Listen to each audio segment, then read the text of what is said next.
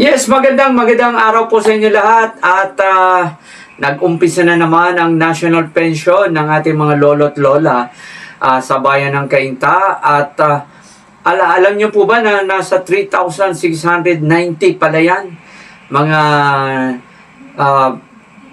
qualified na bibigyan ng pension, yung local pension, iba naman yon. Ito ngayon, national pension po. Ang national pension po, bigay ng ating pamahalaan nasyonal at sa Cainta, nasa 3,690 po. At yan ay madadagdagan ayon sa datos na naitanong natin sa senior citizen ng Cainta. So, yung nakaraan ay local pension po, 500 po yun. At tatlong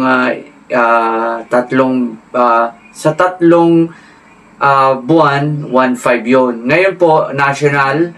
Ang national po ay dating 500, ngayon ay 1,000 na. So, quarterly yan binibigay ay 3,000 yan. Kaya congratulations po sa mga lolo't lola at nasa sa inyo na po kung anong saan nyo gagamitin pati yan, sa inyo na po yan ang karamihan sa mga maintenance. Kasi sa Cainta, hindi po masyado issue ang maintenance ng gamot.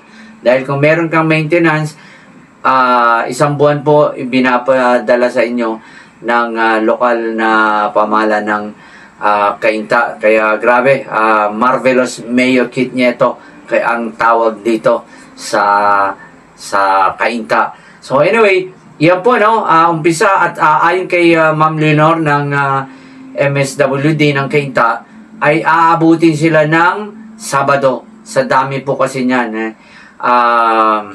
3,690 at ito ngayon madadagdagan pa daw yan by next year na siguro, by January o ano. At yun lang po 6,690 at madadagdagan nga yan yung mga national pensioners na mga lolo't lola. Info lang, 54,000 na pala ang senior citizens po sa bayan ng Cainta na dati na nasa 4 o ano lang. Pero ngayon, 54,000 po. Kaya grabe, ang ginagawa ni Mayor Kit Nieto, ginagawa niya po lahat para mabigyan. Kasi nga, ang local pensioners po, nasa 5,000 na, 5,000, imagine, sa ginawa ni Mayor Kit Nieto. Pero yung national pensioners, nasa 3,690 na lang. At so, mas marami po yung local pensioners. At dadagdagan pa ng dadagdagan yan. Muli, advance Merry Christmas po sa mga lolo't lola. Ayan.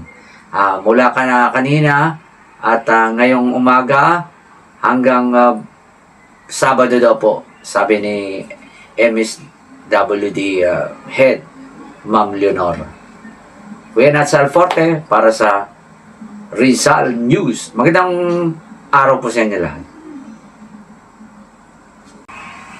Yes, magandang araw po sa inyo lahat at nag-umpisa na naman ang national pension ng ating mga lolo't lola sa bayan ng Cainta at alam nyo po ba na nasa 3,690 pala yan mga qualified na bibigyan ng pension, yung local pension, iba naman yon. Ito ngayon, national pension po. Ang national pension po, bigay ng ating pamahalaan nasyonal at sa Cainta, nasa 3,690 po.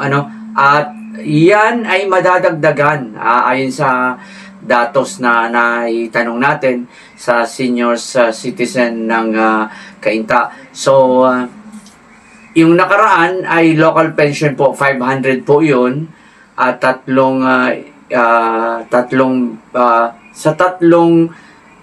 buwan, 1.5 yun. Ngayon po, national. Ang national po ay dating 500, ngayon ay 1,000 na. So, quarterly yan binibigay ay 3,000 yan. Kaya congratulations po sa mga lolo't lola At nasa sa inyo na po kung anong saan nyo gagamitin pati yan, sa inyo na po yan. Ang karamihan sa mga maintenance. Kasi sa kainta, hindi po masyado issue ang maintenance ng gamot. Dahil kung meron kang maintenance, isang buwan po ibinapadala sa inyo